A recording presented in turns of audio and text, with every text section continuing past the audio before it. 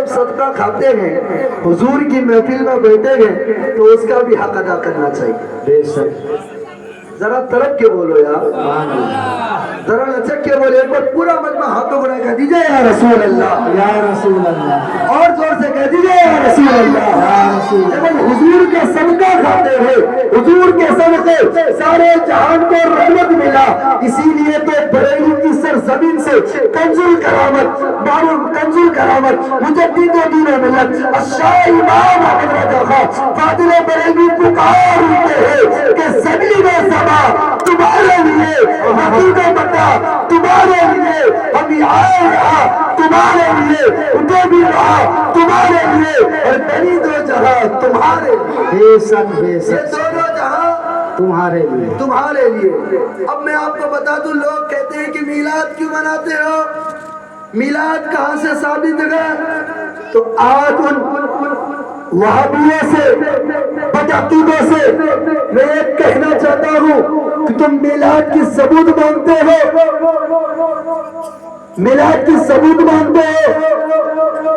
جب تم پیدا ہوئے تو تم نے کلمہ پڑھا, پہلا کلمہ طیب لا الہ الا اللہ محمد رسول اللہ, اللہ کے سوا کوئی معبود نہیں, محمد صلی اللہ علیہ وسلم اللہ کے آخری رسول ہیں. محمد صلی اللہ علیہ وسلم کس کے رسول ہیں؟ اللہ کے رسول. اللہ کے رسول ہے. جب خلاصہ ہو گیا, پتہ چل گیا, جب آخری رسول مانتے ہو, معاذ اللہ کہتے ہو مر کے مٹی میں مل گیا. آئیے میں آپ کے ذہن کو غور و فکر کر کے آپ کو کچھ بات کشائی کر کے بتاتا چلو.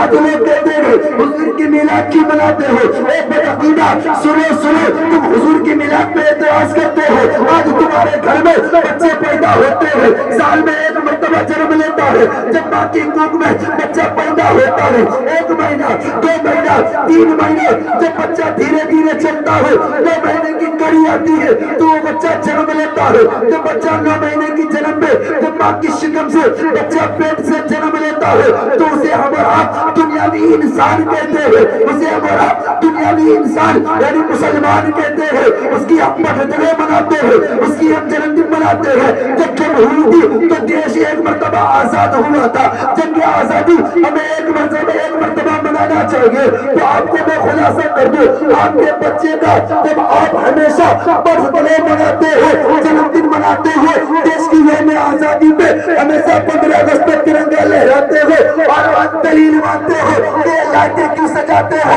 آج یہ دلیل مانتے ہو کہ یہ کمکمے کیوں لگاتے ہو. آئیے میں قرآن سے آپ کا خلاصہ کر دوں, آج یہ ساری چیزوں کا ثبوت مانتے ہو. میرے رب نے میرے محبوب کو سارے عالم کا رحمت للعالمین بنا کر بھیجا ہے.